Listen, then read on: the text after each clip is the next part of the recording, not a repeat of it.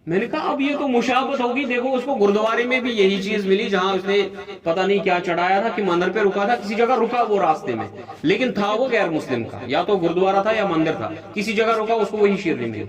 یہاں آ کے مزار پہ روکا، مسلمانوں کا جو یہ ہے جن کی وابستی اس کے ساتھ ہے، تو وہاں پہ بھی اس کو وہی شیرنی ملی۔ مجھے بڑی حسرت ہوئی۔ دیکھو جی ایک اور عجیب واقعہ سناتا ہوں۔ میں بس میں سفر کر رہا ہوں، میرے بغل میں ایک ہندو لڑکی بیٹھی ہوئی، تو بس جہاں جہاں سے گزر رہی ہے، جہاں اس کو مندر دکھ رہا ہے وہ ایسے کر رہی ہے، وہ ایسے کر رہی ہے، ٹھیک ہے۔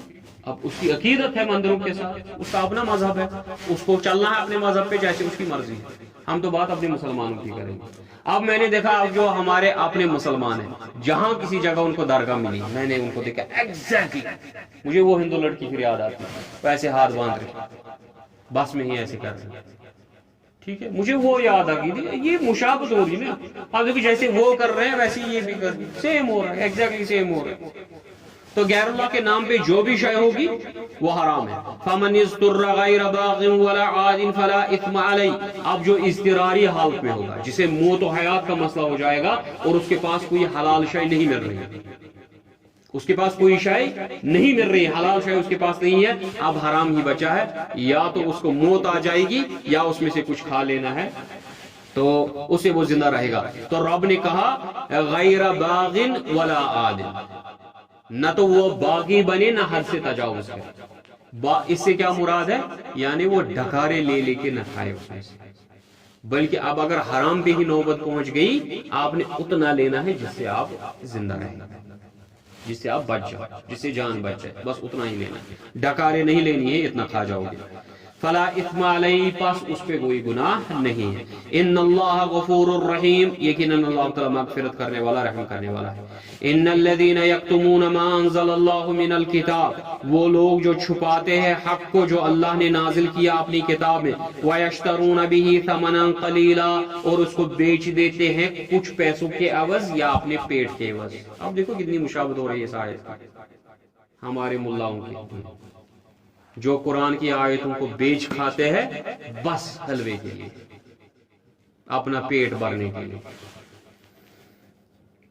اولئک ما یأکلون فی بطونہم، وہ نہیں بھرتے اپنے پیٹوں میں، الی النار، مگر آگ، وہ نہیں بھرتے اپنے پیٹوں میں لیکن آگ کو۔